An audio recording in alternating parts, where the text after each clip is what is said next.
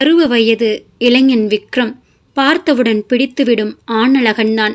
ஆனால் அவன் கண்ணில் பெண்ணென ஒருத்தி பட்டு விட்டால் அவளை அடையாமல் விடமாட்டான். அவன் ஆபீஸ்ல அவன் லீலைகளை தொடங்காத பெண்களே கிடையாது.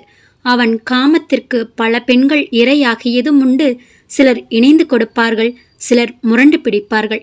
காதலித்தால்தான் என்னை உனக்கு கொடுத்தேன் என்று வாதாடுவார்கள். அவர்களுக்கெல்லாம் அவன் கூறும் ஒரே பதில், காதலா? காதலுக்கும் எனக்கும் வெகு தூரம். உனக்கு விருப்பம் இருந்துதானே என்னை தீண்டினாய் என்று அவர்களையே கேவலமாய் பேசிவிடுவான். அவன் அலுவலகத்திற்குள் ஒரு பேரழகி நுழைந்தாள். ஆபீஸில் இருக்கும் அனைத்து ஆடவர் கண்களும் அவள் மீது மொய்த்திருக்க அவள் கண்கள் யாரையும் கண்டு கொள்ளவில்லை. அழகில் ஒரு திமிரு, நடையில் ஒரு கம்பீரம். விக்ரமே ஸ்தம்பித்து போகும் அளவிற்கு பேரழகு. அவன் இதுவரை இப்படியொரு அழகை கண்டதே இல்லை. அவளை கண்ட அந்த நொடி அவனுக்கு அடைய வேண்டும் என்று தோன்றவில்லை, மாறாக அவளை அடக்க வேண்டும் என்று தோன்றியது. பெயர் மீரா. என்னடா மச்சான், எப்பவும் இல்லாம இப்ப ரொம்ப காதல்ல விழுந்துட்டீங்க போல இருக்கு.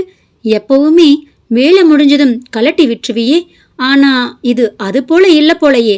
என்னடா மச்சான் செஞ்சா உன்ன அந்த பொண்ணு இப்படி சொக்கி கிடக்கிற? வழக்கம் போலதானா, இல்ல இது காதல் ஏதாவதா? இன்னுமோ தெரில மச்சான்.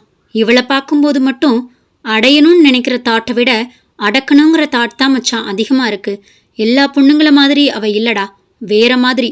ஆனா நான் எப்பவும் விக்ரம் தானே. எனக்கு எப்பவும் இந்த காதல் எல்லாம் செட் ஆகாது மச்சான்.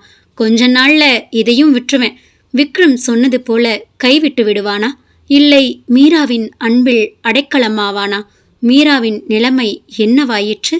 முழுவதும் தெரிந்து கொள்ள சேனலுக்குள்ள போய் பாருங்க.